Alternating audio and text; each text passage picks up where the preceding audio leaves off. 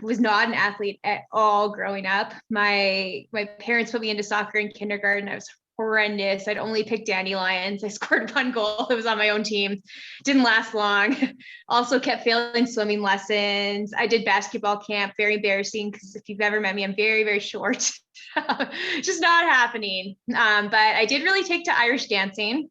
St. Patrick's Day yesterday was near and dear to my heart. But I grew up doing Irish dancing, and it was competitive. And so I did competitions very seriously. My first world championships was actually in Irish dancing. Didn't go very well because Western Canada Irish dancing wasn't really on par with Ireland's at the time, but that was sort of my foray into international competition.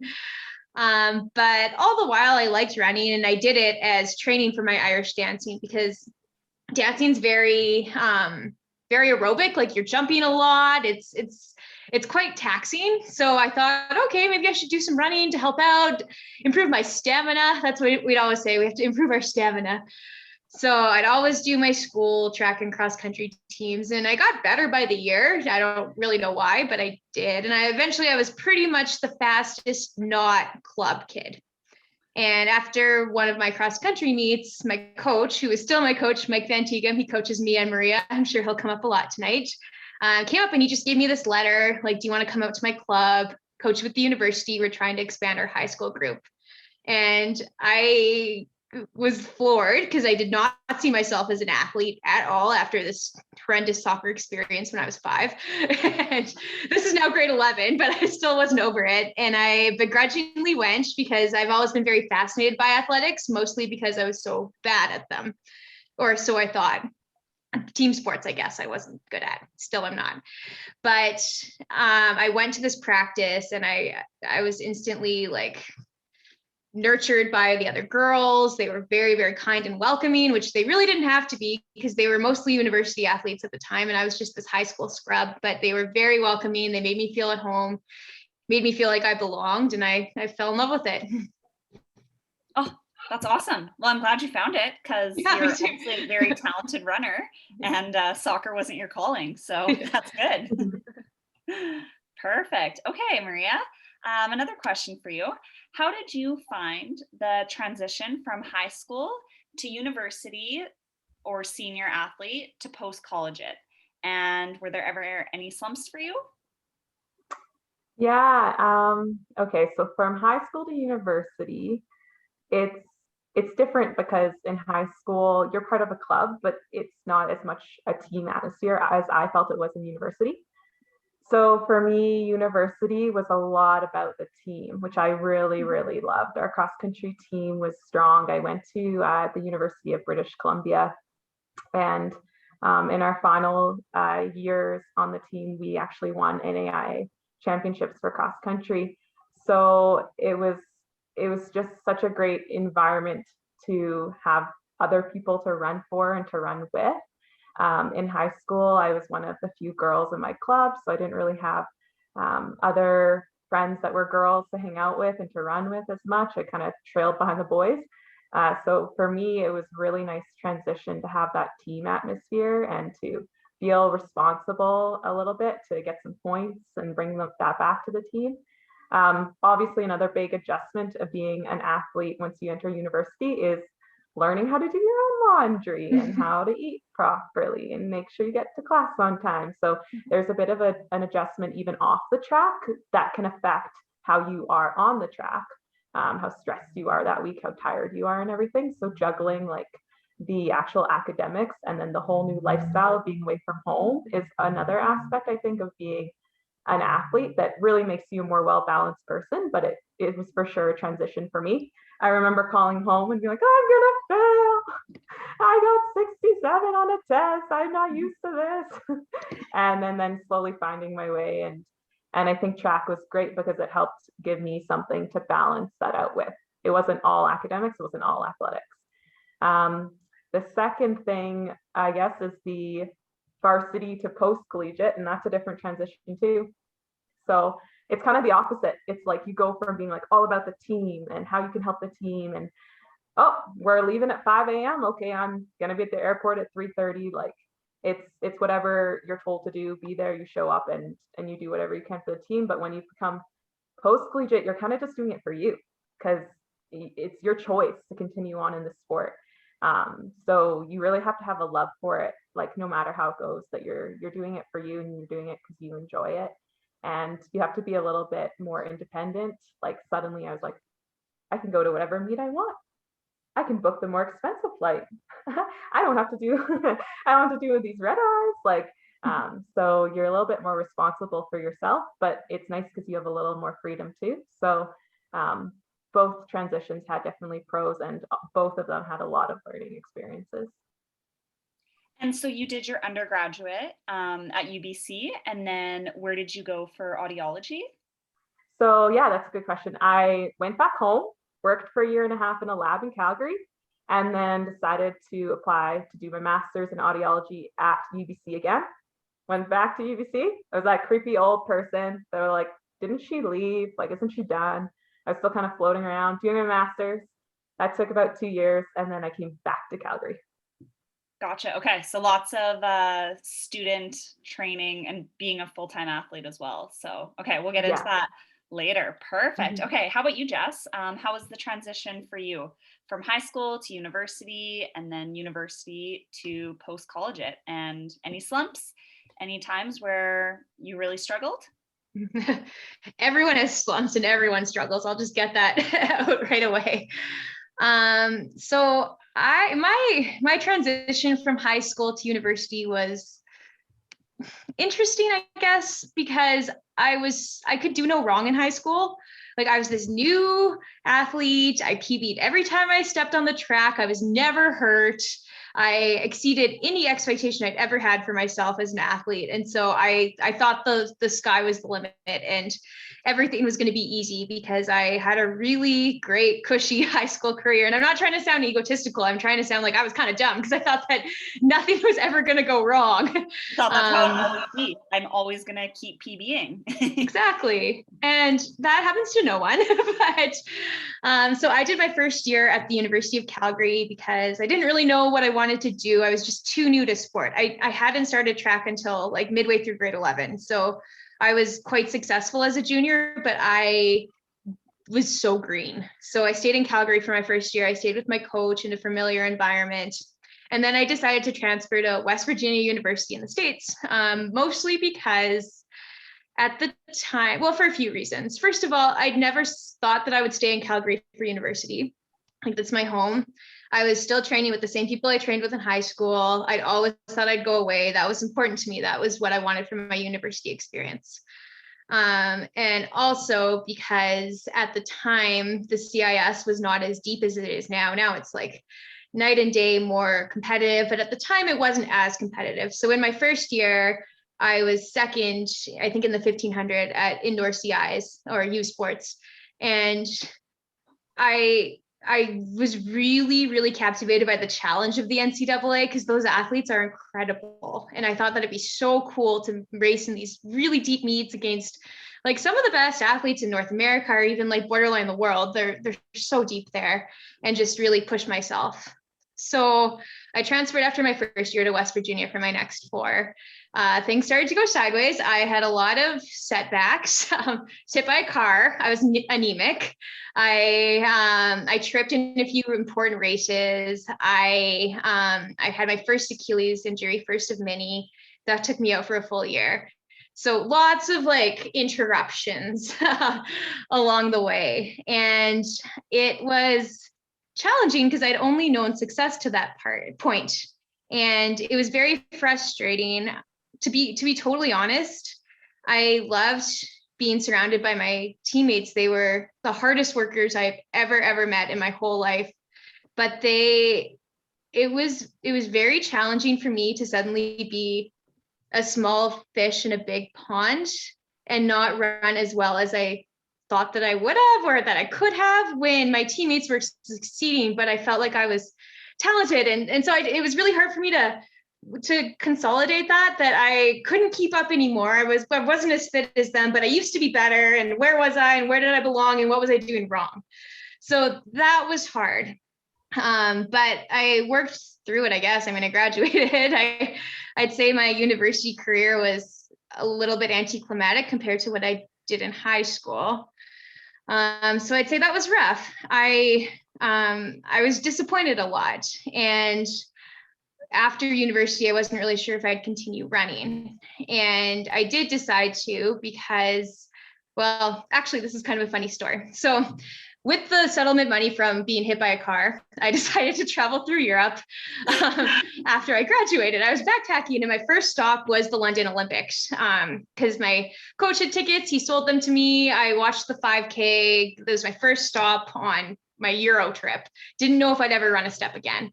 And I watched the women's 5K, which is my event. And I remember sitting up in the stands and watching the race go down. And I wasn't excited like I thought I'd be. I was actually like really emotional and kind of like I just felt out of place and kind of embarrassed. And I was like minutes too slow to be in that race. I did not belong there. I didn't think that I belonged there, but I kind of had this like existential crisis of like, what happened? Why am I here? Why aren't I there? I think I could be there. I think I'm still talented. I think I need to figure this out. And so that is why I continued to train when I returned home to Calgary, which is what I did after I graduated.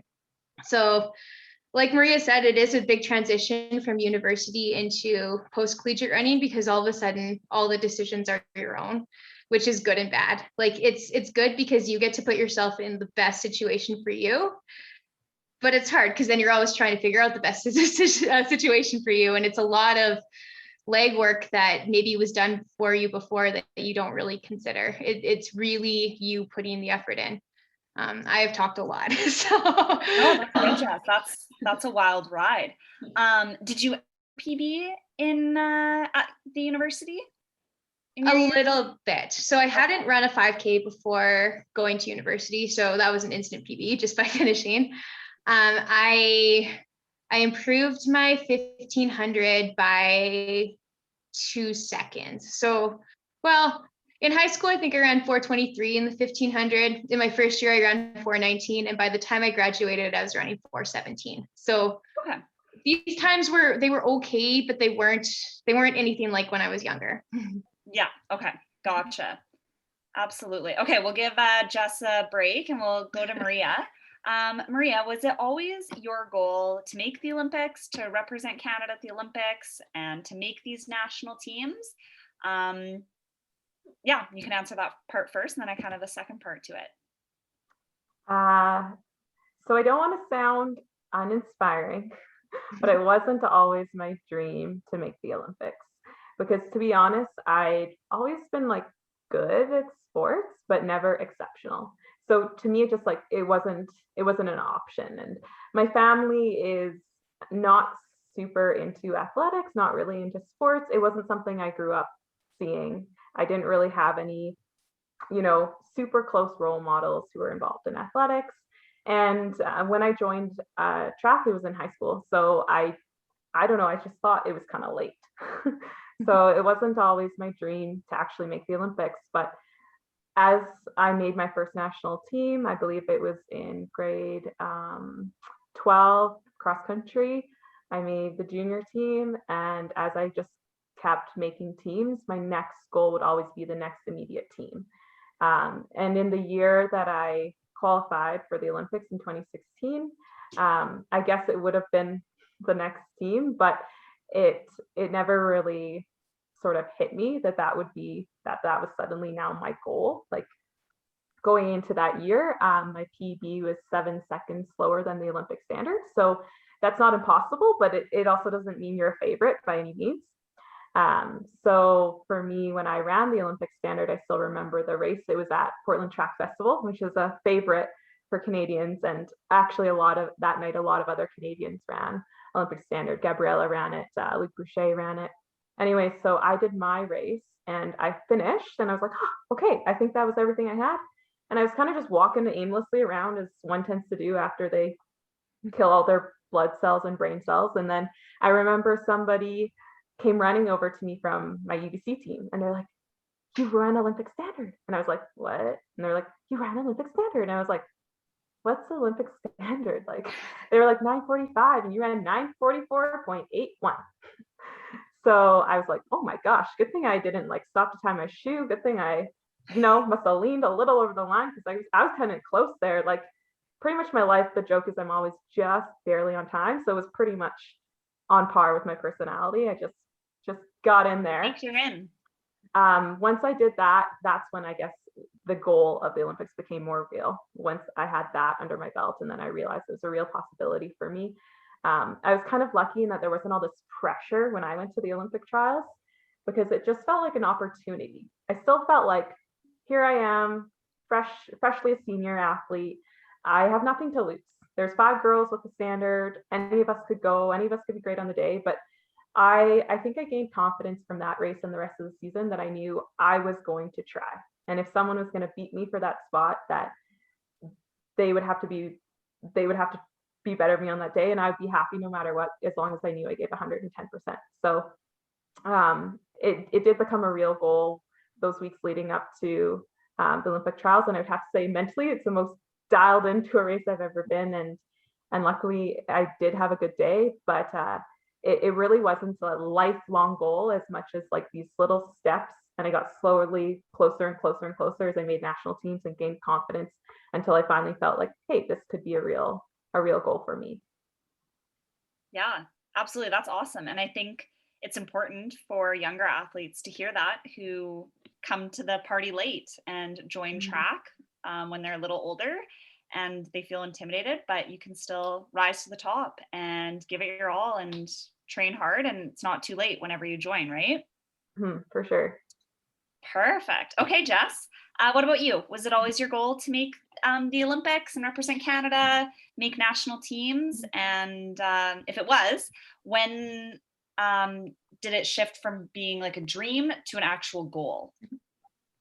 Well, before I answer that, which I kind of already did, I just want to say, like, I mean, I trained alongside Maria through that whole 2016 process. And I think that one of her biggest assets is that she's like unshakable, unfazable, maybe not on the inside, but on the outside. And a lot of athletes in high pressure situations where there's a deadline or a team they want to make or a big meet coming up, they get really stressed and really hyper focused on things that maybe don't matter so much, like if they miss one workout, or if it's a little bit windy and it's a little bit harder to hit their splits or something like that. And Maria's just really good at just kind of like weathering the storms, and she's like the steady Eddie of all athletes. And I think that was a huge asset, because anytime there's a big team to be made, there's just so many variables thrown at you, and it's just like, it's very chaotic, and Maria is just like a rock.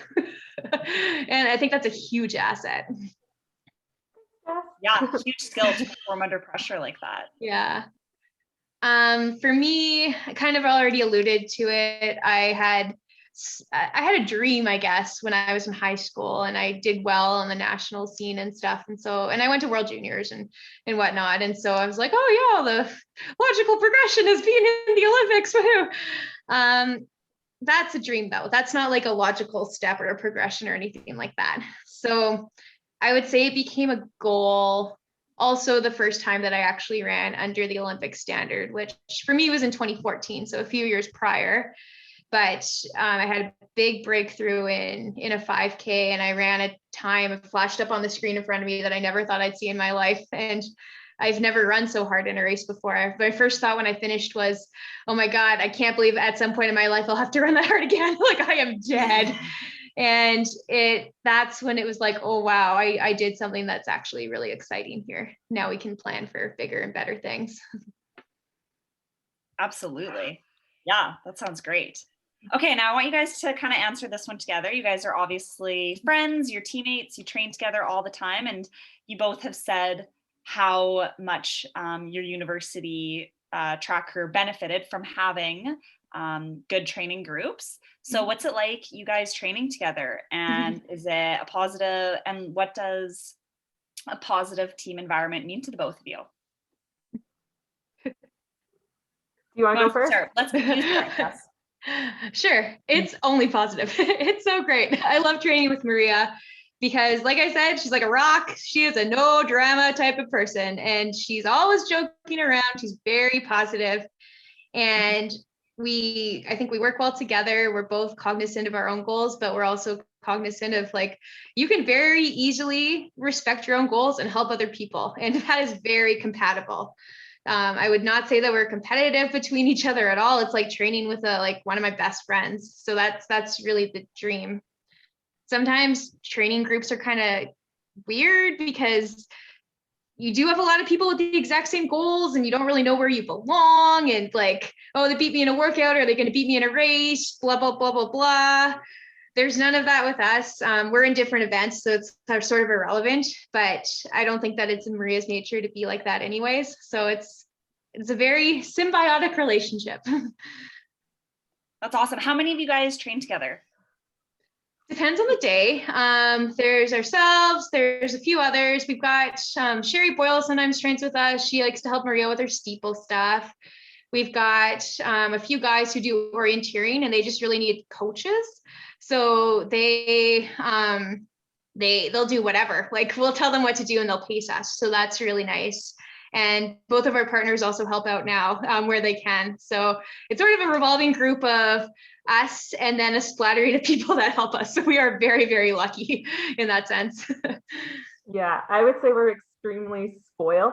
Yeah. Not very many people have a husband or a boyfriend who they can say, okay, please run a 74 for this one. And they can just do it and you can just follow behind. So I'm very fortunate. My husband, Matt Galea, he also ran varsity cross country. And then Jess has been coaching her boyfriend and whipped him into great shape. So he's been helping me out actually. So that's great. And we've injured both of them now. They're actually both a little injured, but they'll be back and they'll be stronger than ever and helping us out in our workouts. And yeah, it's extremely positive, as you can tell, obviously, from this chat, that Jess is a bubbly, optimistic person. So workouts they're always something I look forward to. And I agree completely that I feel like our goals are different. Of course, we're trying to run different events and different times, but they're really the same. And I think I have a lot of trust in our relationship, given that our coach, he actually doesn't live in the city anymore. I think we rely on each other a lot for just for advice or just for just confirmation that what we're thinking is the right thing to be thinking, or if we're nervous for a workout or we're not sure how something's going to go, we kind of bounce ideas off of each other.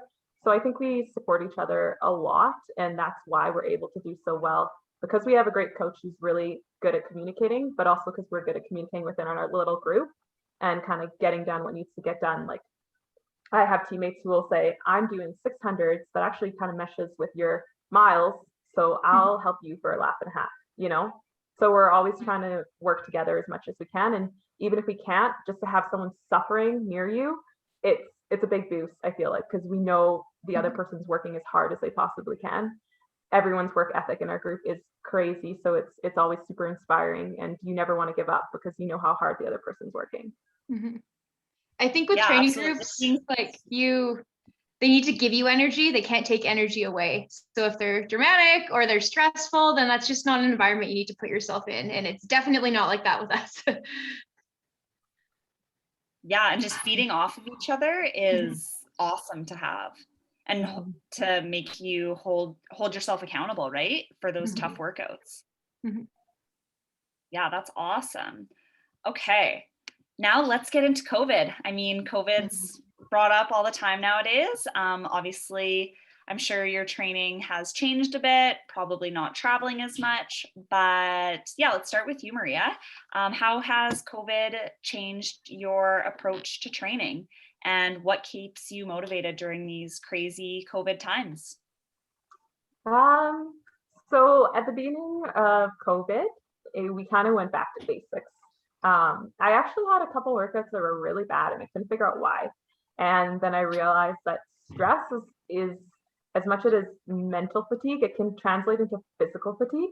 And that's what I was feeling. So I had to actually back off for a week or two, just doing easy runs, because I think it was just all the uncertainty. I was working as a registered audiologist with an elderly population, and suddenly I couldn't see my patients. I had no idea if I was going to be getting an email at work the next day saying I wasn't going to be going in. So that part of my life was disrupted. And then training as well. We lost our facilities. We're in a nice cushy indoor Olympic oval, and then suddenly we're booted outside, and understandably, but still it took an adjustment. So I had to sort of give myself a break for the first little bit of COVID and then get back into training. Once we got back into training, things were really good after the week or two there. And we went back to basics, like I said, doing lots of base training cross country. When you kind of knew you had a lot of time, it's actually quite a luxury. So all the things you were ignoring or kind of just putting off because you thought you could get by for 3 months without doing them, you focused on like physio and recovery and all of those things, and regrouping became like sort of the focus, I guess, as well as just bigger, more voluminous workouts. Of course, some things were trickier because no longer was the pool an option if something was niggling, and no longer was treatment always an option. So we had to get a lot more creative, doing like telehealth, or, you know, just taking the day off if something was hurting instead of pushing through it because you don't have access to these cross training modalities or whatever. I think both Jess and I have purchased quite a number of gym equipment pieces. As a distance runner, luckily we don't have to lift too heavy weights, but I've definitely acquired a few more things for the home gym.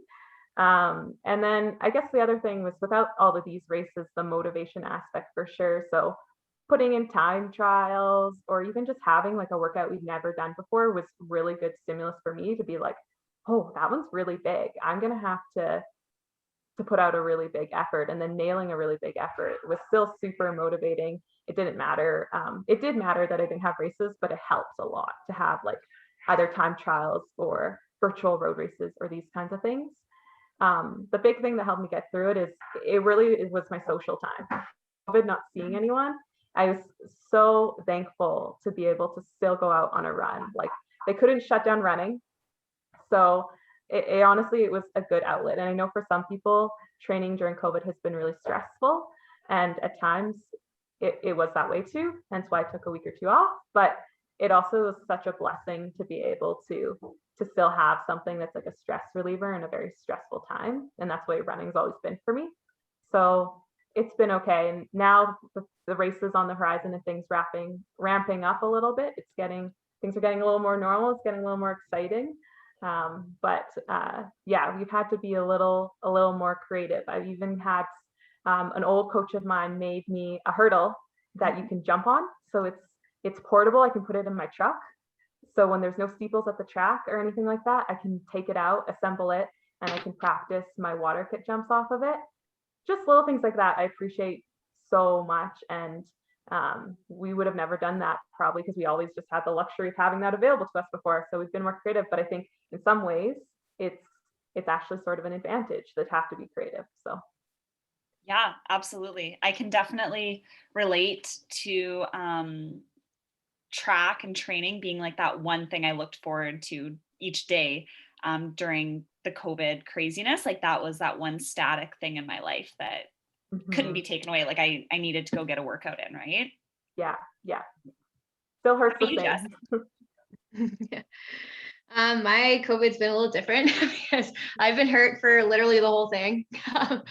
I got hurt in February of 2020. So right before COVID started, I had a small tear of my Achilles, not like a rupture or anything, but it's better, but the other one's hurt now. So it's been a bit of a disaster. And the hardest part was exactly what Maria said, being away from my social circle, because yes, I've outfitted my garage. I have a treadmill and stuff like that. I can cross train. I have my bike on a trainer, but it's always by myself. And to me, it's still worth doing the cross training. That still gives me more than not doing it and just saying, screw it, I'm done. But man, do I miss exercising with friends. And I'm doing more now. I'm returning to running and building up all the time, but it's that's been the hardest part. The other hardest part, like she mentioned, is lack of access to facilities and stuff, which literally everyone is dealing with. But it's hard with an injury because you're like, well, what can I do?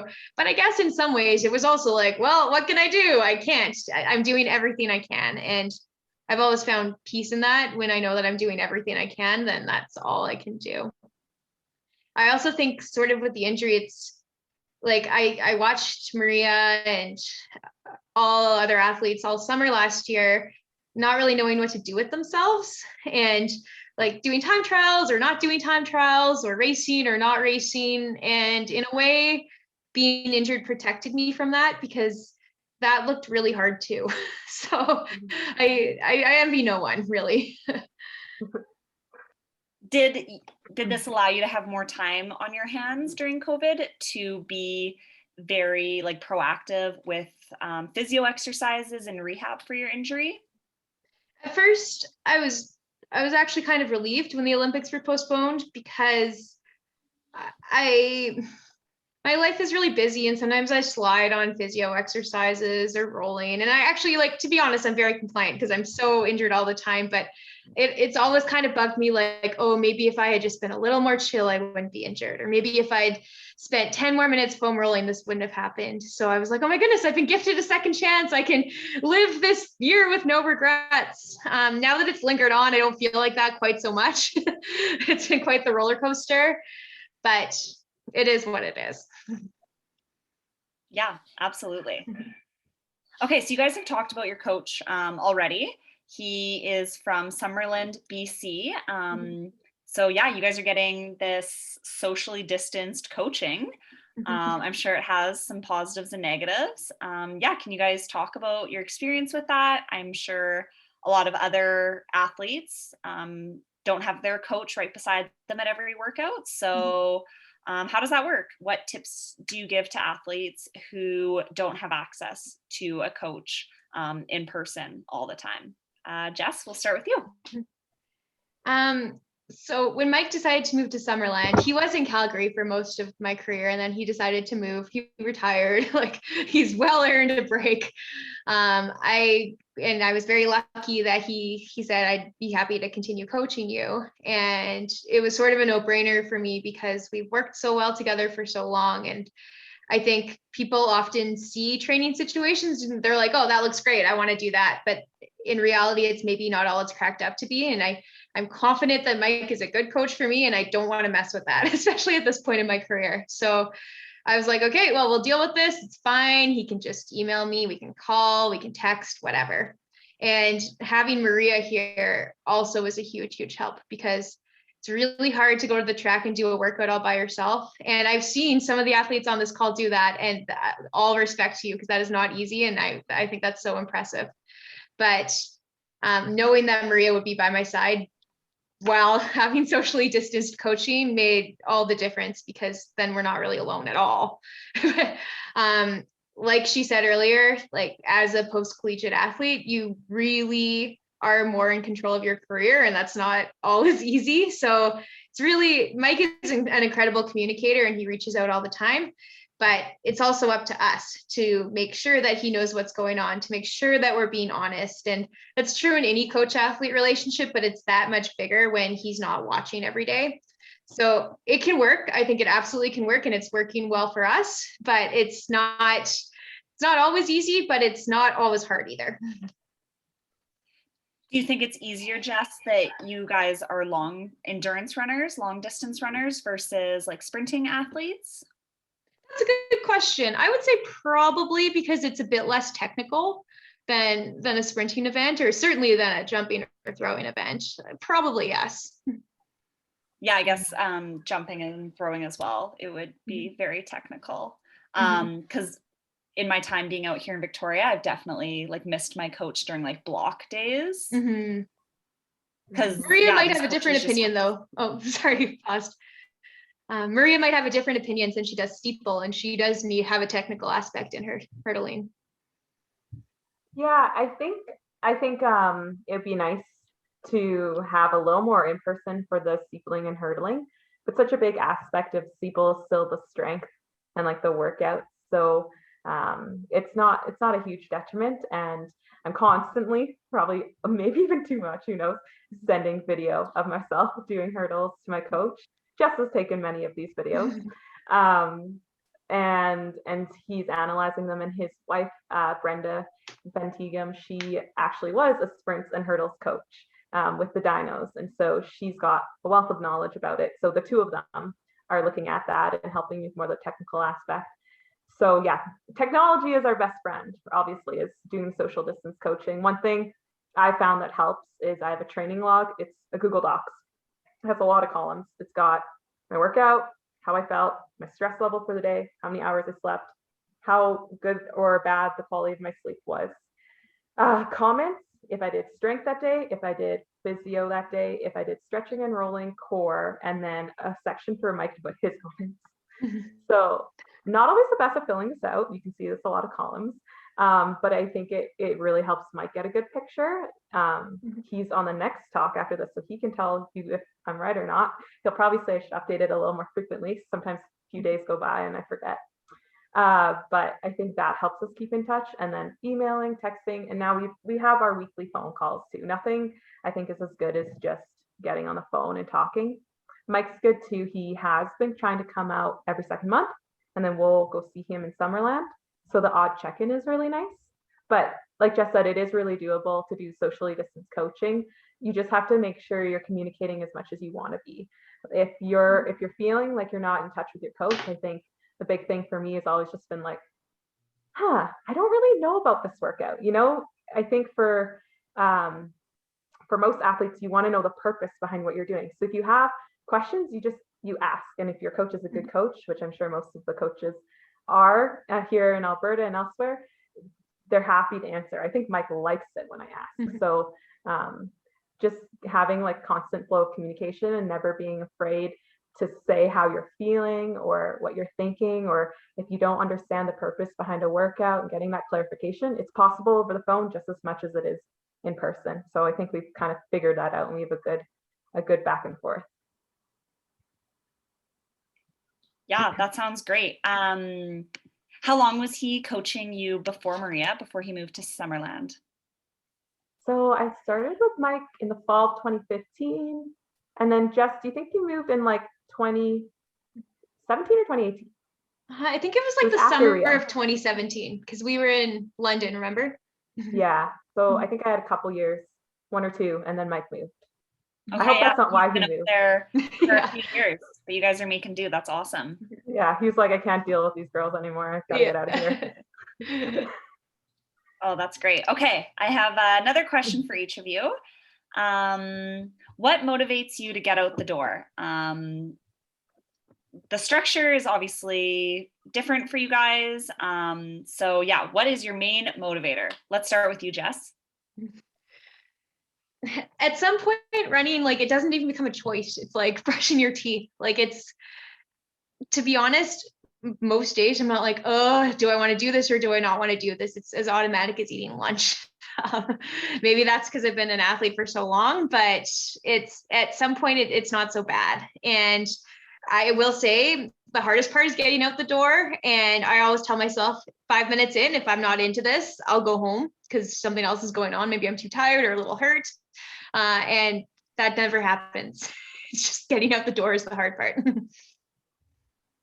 Yeah, absolutely. And you, Maria? Yeah, that's so true. It's like when you're lying in your bed, sometimes I'll take a nap before a workout if I have time, like squeeze in 20 minutes before, in between work and the workout. And it's so hard when you look at your phone, you're like minus 25 and under your blankets and you're like, You're like, I already worked out twice this week. Will the third really make a difference? And then usually it's usually when I think about my goals and I'm like, maybe it will. And it's not one-off workout that will make a difference, but it's that attitude that you have for many months and then compounding over years, right? And so for me, it's one run is as important as all of it, because that's like I guess I don't know what the right word is, but that's like the person you're becoming, the person that like is determined, the person that like doesn't skip out on the little things. So for me, it's always important to like do each thing. People make fun of me because my watch will say like 14:55 and I'm like the weirdo who's like 5 more seconds jogging. It's so annoying. I got it. Like, run on the spot. But I think what motivates me is, I guess, a little bit when you run 9:44.81, like 0.19 of a second can make the difference between going to the Olympics and not. So what motivates me is knowing that every little thing could be a difference maker. So I guess I just think about my goals, and often the people around me, like I know Jess is going for a run, that helps get me out the door. I think about my competition going for a run. I'm like, they're going for a run, I better get going for my run. So just having, like, I think peers and competition that's inspiring you and driving you. And luckily there's no short of that in the women's steeplechase in Canada. It's an event with lots of talented girls. So, you can't really rest on your laurels. Yeah. I want to jump in on what Maria said, that she's making sure that she ticks every single box. And I'm the same. I find it stress relieving to tick every single box and know I've put myself in my best position to be where I want to be. However, I like the most important predictor of, I think, long-term success is balance. So I tick off every single box in a way that I can live a balanced, healthy lifestyle. I would never, and Maria doesn't mean this either, we would never suggest like overtraining or under eating or anything like that, because it just doesn't work. And I've seen this so many times through people on my university team or in high school or even post-collegiately, people who just lack balance and healthy habits, they just don't make it to the next level. And everyone who's like that thinks they will, and they think that that's the secret, but there are no shortcuts. And we do every single thing that we can in a healthy and wholesome way, in a way that we are very happy people, we're very balanced people, we have lives outside of running. And running is very important to us, and we do our best in running, but it's not everything to us. And I think I mean, I shouldn't speak for Maria, but I think that is why we've been successful for quite a few years, is because it's important, but it's not the be all end all, and we're healthy. I think that's what makes things better, is one complements the other.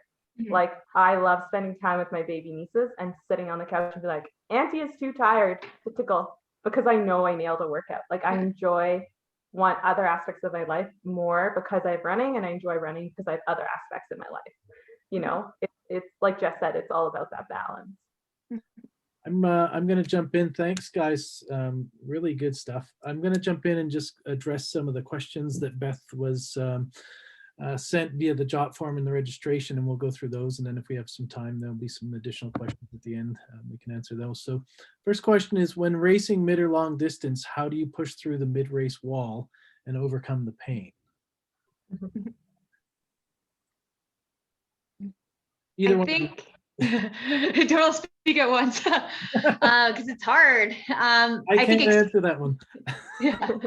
I have an online coaching business, and I talk to our athletes who are adults who are newer to sport about this all the time. And I think that the hardest part is the fear that the pain is going to get worse. Because like at any moment in a race, maybe it's different in like a 400, Amanda would know, but you're uncomfortable, but it's not like you are literally going to die in a second. But the fear is there that the pain is going to get worse as the race goes on, and then you will die. Maybe literally, maybe figuratively, I don't know.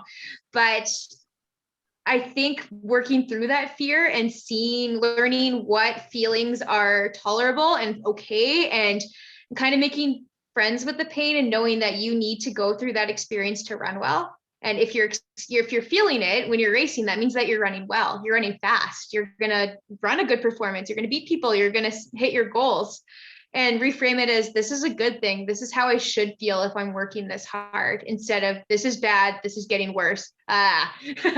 So it does come with experience, but I just don't fear it. If you blow up in a race, there's always more races. I agree with Jess is saying about the fear factor, because I think a big thing that holds you back is that fear of hitting that wall and fear of failure. So I think one thing to do is figure out where that wall is, like to fail. Like the way you're going to learn is to fail, to have a bad race. My best races have come after I've had a couple races where I'm like, I didn't push with 3 laps to go or 2 laps to go. The steeple's 7.5 for me.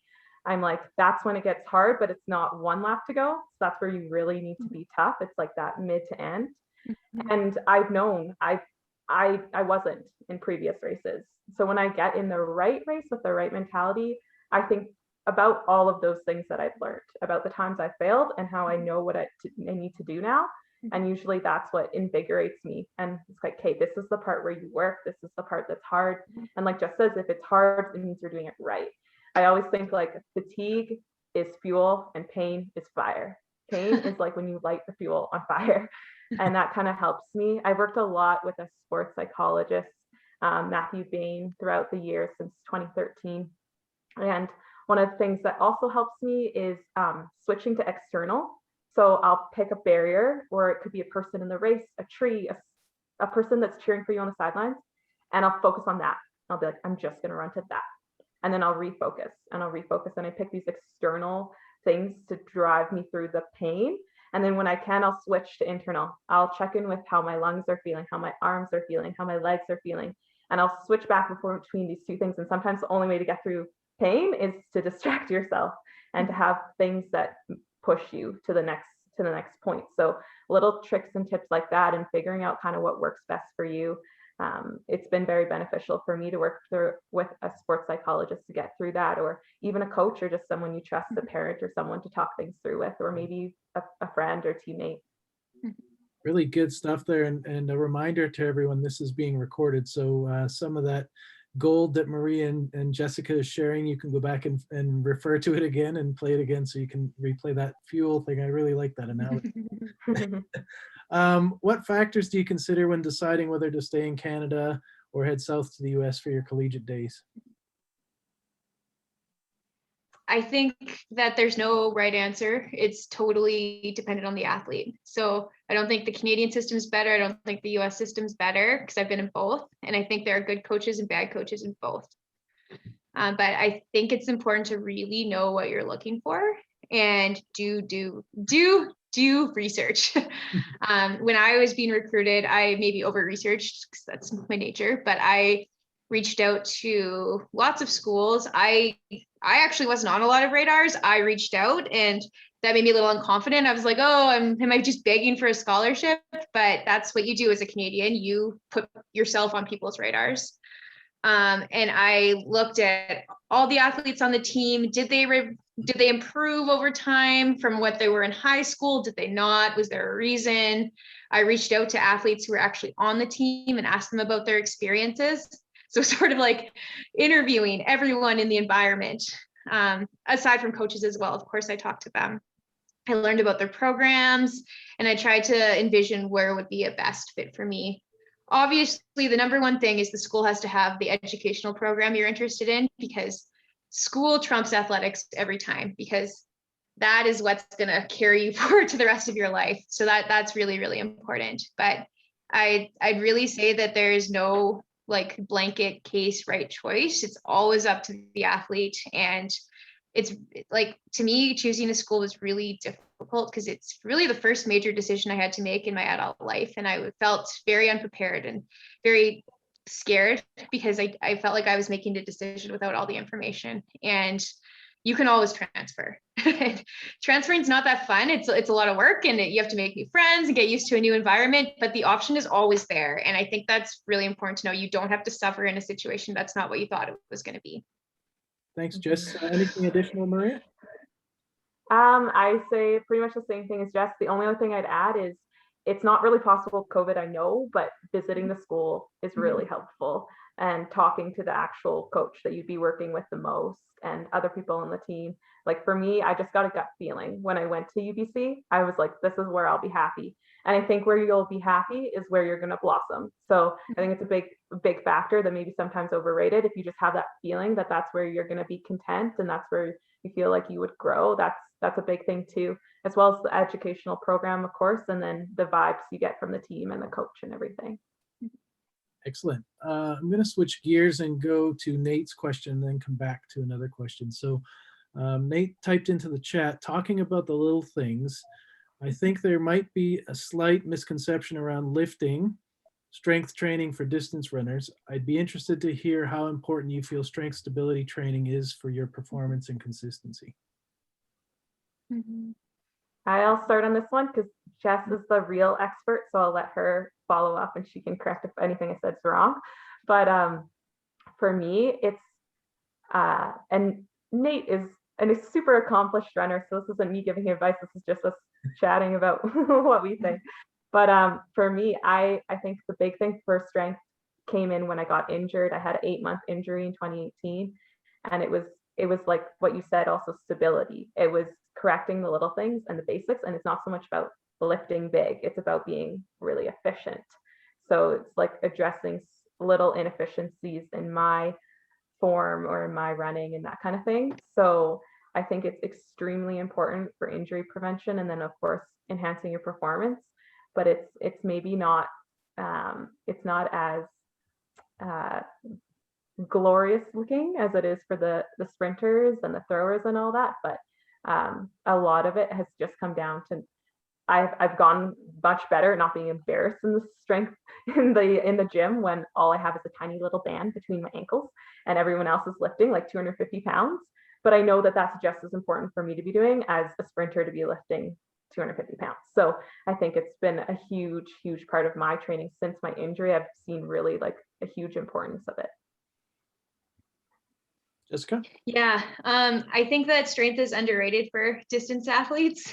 Like Maria said, you don't need to be in the gym with like 250-pound barbells or anything like that. But a big thing that I've added into my training, and Maria has as well, is activation exercises before runs. So just quick hip bridges, like single leg squats, just to sort of, it's part of a warm up really. And I think that's really important and not really taught very often to high school athletes. And I really wish that that's something I'd known when I was younger. Can show you guys them anytime. And I agree that stability and injury prevention is like, should always be the goal of strength training. And you don't need a lot of weight to do it, but you do need to do it consistently, and it can really, really help performance. Thanks, Jess. Okay, there's 2 more questions. I want to get to both of them. So the first one, I'm just going to, I think you guys kind of referred to this earlier in kind of your background, but how did you deal with the training increase from high school to university? And then we'll go to the last question from Sahid, which kind of ties into it. So let's answer that one first, and then we'll come back to this other one. Go ahead.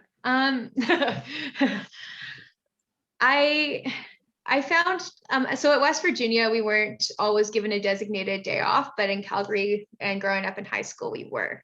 And that was a huge mistake for me, because then I just never took a day off because I wasn't mature enough to realize that I needed that. And I was often really tired and I was confused. Why was that workout bad? I'm so tired. And I would have hugely benefited from a consistent day off. And so that was not ideal. The training, like the mileage increase for me wasn't that big, but that was. And so I think it's important to know what you can handle and to advocate for yourself. So had I asked the coach, hey coach, I'm feeling pretty tired, I think I need a day off, he probably would have said sure, because his best interests are for me to run well too. But that wasn't on his radar, and I was too shy to ask because I wanted to do as much as my teammates, and that was a big mistake.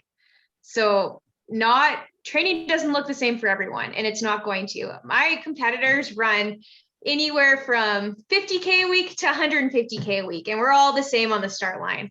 So I just really learned that training does not need to look the same for every person, and that is okay.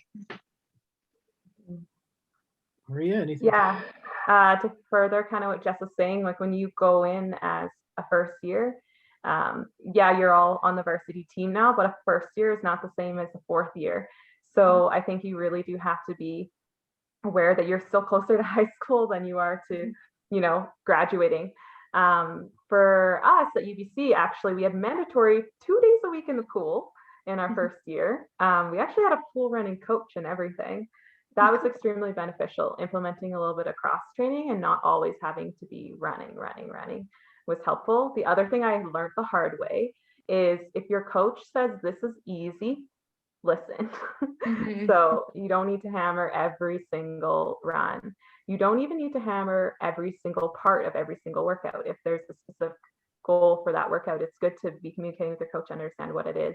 And then having the open communication, like Jess said, where if you need to back off, you need to back off if you're feeling tired, and having a training log that maybe you share showing, I haven't been sleeping well this week. I had 3 midterms.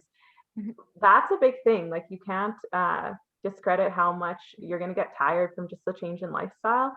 And that it might mean you pull back, you do one less workout that week, you take an easy week, but that's okay. And that's not going to affect the overall picture. And if anything, it's probably going to make you a stronger, fitter athlete. So I think we have a tendency to jump in with both feet. When you go to university, you want to impress, you want to be part of the team, you want to belong, but the best thing to do is always what's best for you. So just keep checking in with that. Awesome. Thanks. Okay. This will be the last question, and then we'll conclude. But so he typed in both Maria and Jessica are type A highly motivated athletes and have had success at the early age in high school, all the way up through the Olympics, which is rare for an Albertan. What key advice would you guys share with young athletes, parents, coaches, particularly young female athletes? And then he also said continued success to you both. Thanks, Fahid. Do you want to go first, Maria, or do you want me to? Sure, I can start. I think the big key, as we touched on earlier, is balance. So I think the hard thing is sometimes finding this balance, but really having other things in your life that you're passionate about, whether it be the academic side, if they're still in university, or your career, or just your family, painting birdhouses, whatever it is, just having some sort of balance is like probably one of the most important things. And then sort of always having open and honest communication between, if you're a parent, if you're a coach, with your athlete. It can be hard. I remember the first time I did one of my first races, I had to go to the washroom really, really bad, the whole race. And I remember crossing the finish line and literally running to the washroom through the line. And my coach was like, that wasn't your best race. And I was super embarrassed. I didn't want to tell him why.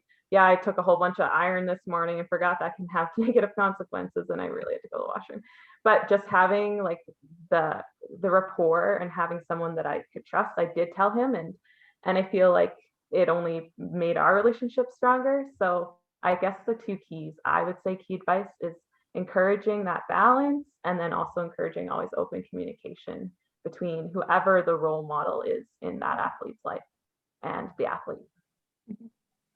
Yeah, I couldn't agree more with the balance piece.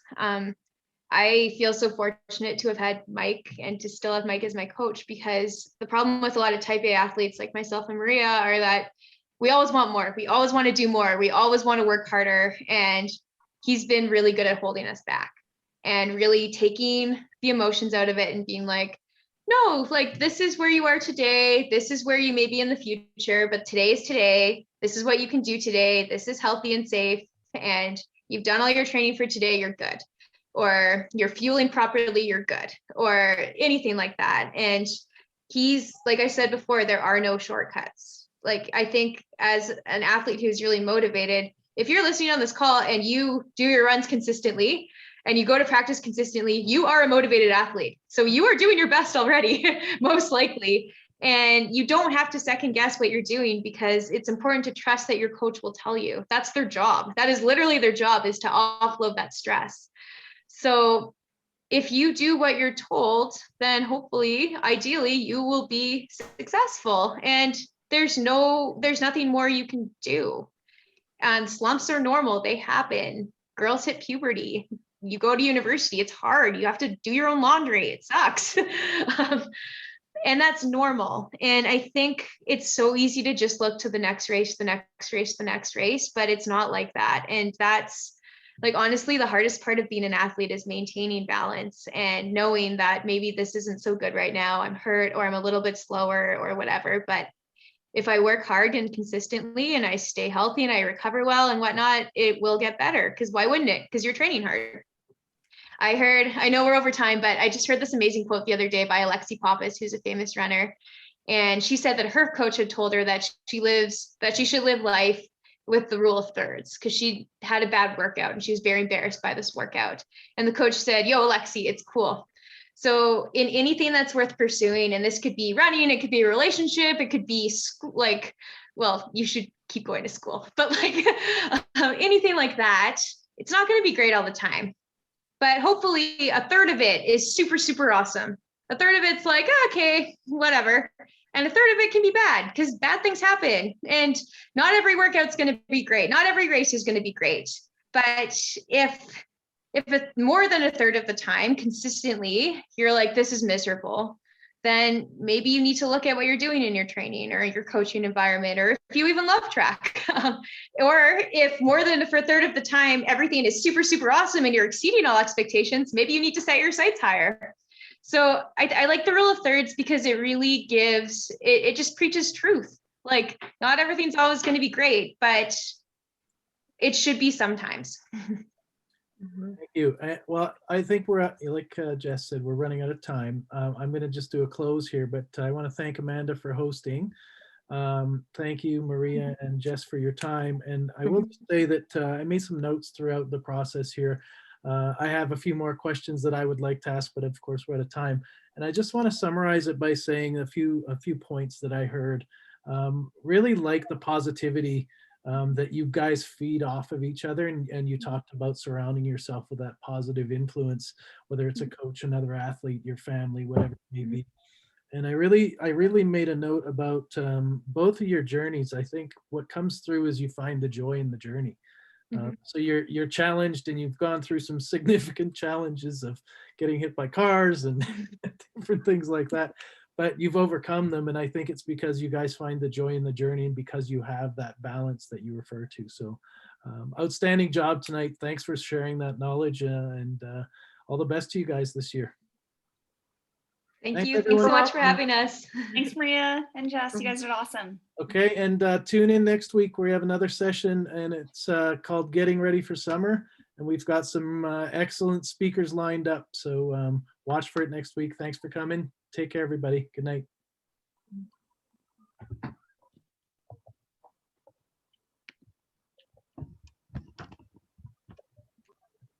Thanks, guys. That was really good. Great session. Thank you. Thanks. And so many